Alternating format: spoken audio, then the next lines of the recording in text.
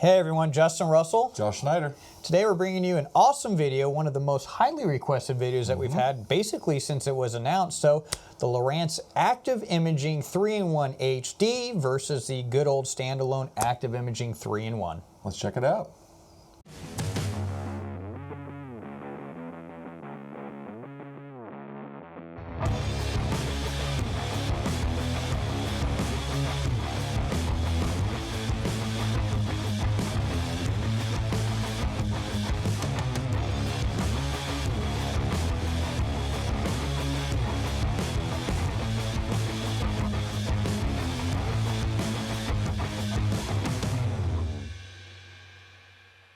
All right, guys, so we went out on El Dorado Lake today, did some filming, idled by a marina, idled by a brush pile of stuff that we've shown before in the past. Yep.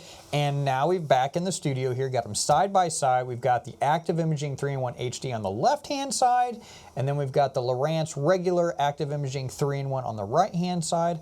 Gonna do some explanation stuff, have these things side by side, and kind of determine which one's better. Yeah, check them out, see how they compare up to each other. All right, let's get started, guys. All right, guys, we're coming up to our dock here. You're going to see a lot of cables, anchors, cabling system, underwater trusses. You're going to see a lot of stuff here, so let's jump right into it. Cables here showing up both on each one. I definitely feel like the 3-in-1's a lot hotter. Yeah, the original 3-in-1, the HD. As a matter of fact, well, 3-in-1 and HD, that's how we'll refer to them. Yeah, 3-in-1 definitely seems to be hotter. Yeah.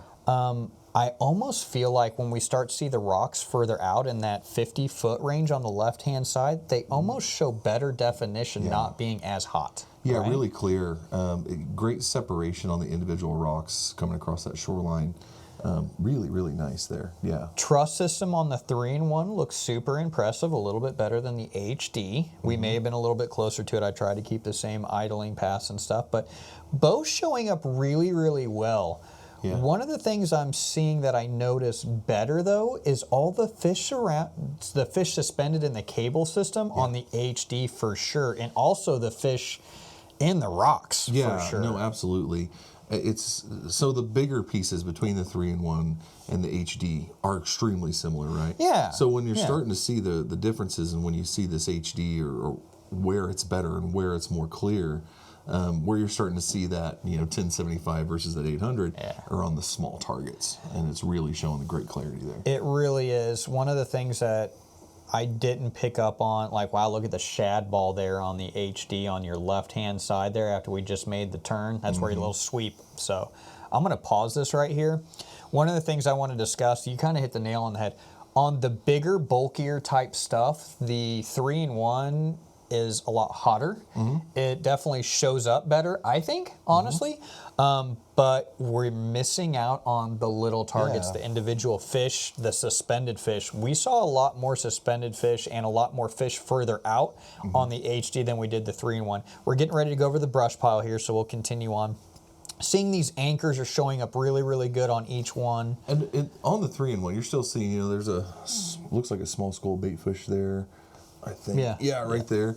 It's still good. Yeah, it's still really good. But again, that brightness, that firing off that's coming off the 3-in-1, where it's more subdued. It's like it's higher contrast on the HD, and you're really seeing the definition in the shadow. This is a big difference here. So I'm going to post this. I'm going to stop this right here, and we're looking at an underwater point is what we're looking at.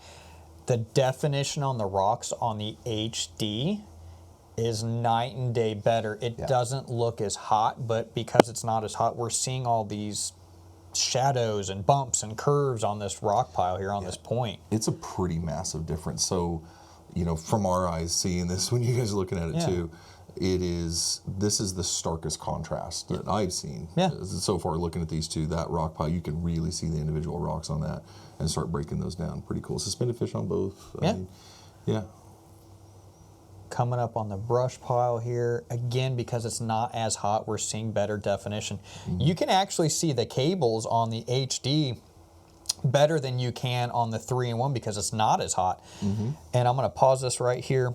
The one thing I will say that jumps out at me immediately on the HD, if you look at the individual tree branches on the brush pile, on the ends, versus what we're seeing on the 3-in-1, the HD definitely is better on showing target separation. Yeah, I agree. I mean, in simplest form. That's the smallest detail. That's the higher frequency. It's what we would expect. So now this one here, we're going to an area known as 5 fingers. It's 5 underwater points that come out very, very far on El Dorado Lake. You can see, again, we're running really, really hot here. And you can see I'm a little bit shallower on the HD than I am on the 3-in-1. But look at the detail on the rocks. Again, and the 6 target feet of water. Yeah. You know, so, and again, you're going to expect that hot return because it's bouncing so close to the transducer. Yeah. Right? So this is, you guys have seen this on your transducers, 3-in-1 in any of them, but still the definition and the contrast you're getting on the HD in 4 feet, 3 feet. You know, I mean, we got really close on the HD. That's pretty great. I mean, you can see things on the 3-in-1, but it's very washed out. The HD really shine there in that shallow water. Guys, I'll be honest, I think it's really, really close, don't get me wrong. There are noticeable differences on the HD, especially when it comes to target separation contrast. Is it like this 100% light years better than the 3-in-1?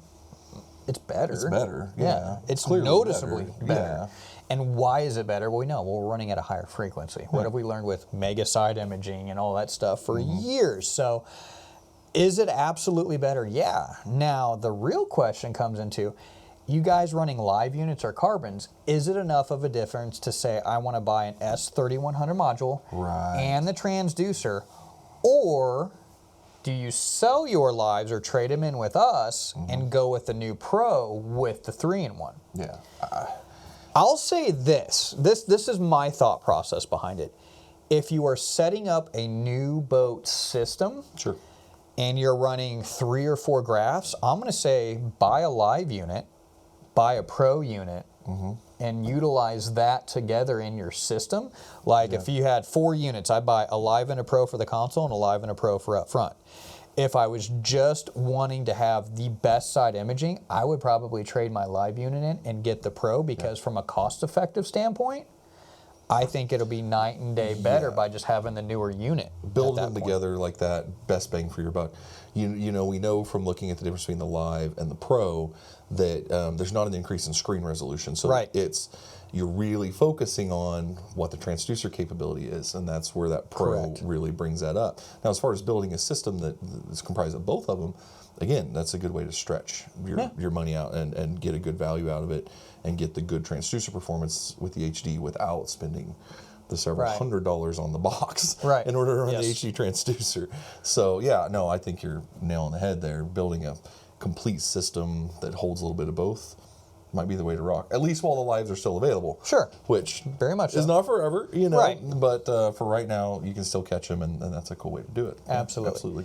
All right, guys, thanks for checking out our video here. You guys let us know, which one do you think's better? Is the price justified? Does a new unit and price justify? We got more comparison videos coming your way, so be sure to check them out. We'll see you guys next time.